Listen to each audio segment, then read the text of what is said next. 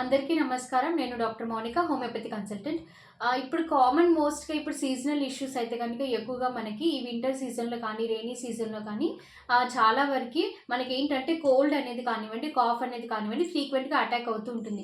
So, cold వచ్చినప్పుడు మనము ఎలా అంటే కోల్డ్ రావడానికి కానివ్వండి, కాఫ్ రావడానికి కానివ్వండి, కారణం ఏంటిది అని అంటే గనుక కాజ్ అనేది ఏంటంటే గనుక ఇప్పుడు మనం రెయినీ సీజన్‌లో అయితే గనుక వర్షంలో తడిస్తే గనుక ఫీవర్ అనేది అటాక్ అవుతుంది. దాంతో పాటు కోల్డ్, కాఫ్ అనేది వస్తుంటుంది.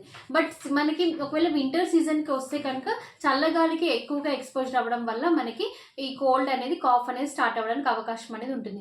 సో, యూజువల్‌గా ఈ ప్రాబ్లమ్‌కి కోల్డ్, కాఫ్‌కి అయితే కనుక మనకి చిన్నగా ఇంట్లో హోమ్ టిప్స్ లాంటివి యూజ్ చేసుకోవచ్చు. లైక్ మనం పాలల్లో పసుపు కానివ్వండి, మిరియాలు కానివ్వండి వేసుకొని తాగొచ్చు. నెక్స్ట్ అదే కాకుండా తమలపాకు ఇంట్లో ఉంటే గనుక దానికి మనము లైక్ విక్స్ లాంటిది కానివ్వండి, జెండుబామ్ లాంటిది కానివ్వండి రాసేసి దాన్ని లైట్ స్లో ఫ్లేమ్ పైన హీట్ చేసి మన చెస్ట్ దగ్గర పెట్టుకుంటే గనుక దానివల్ల కూడా ఫ్లమ్ ఫార్మేషన్ అనేది మార్నింగ్ కల్లా పోయడానికి అవకాశం అనేది ఉంటుంది.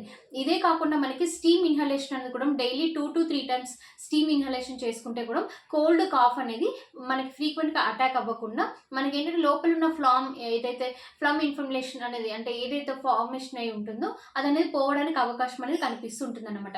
సో, ఇలాంటి చిన్న చిన్న టిప్స్, హోమ్ రెమెడీస్ యూజ్ చేసుకుంటే కనుక తగ్గిపోతుంది మనకి.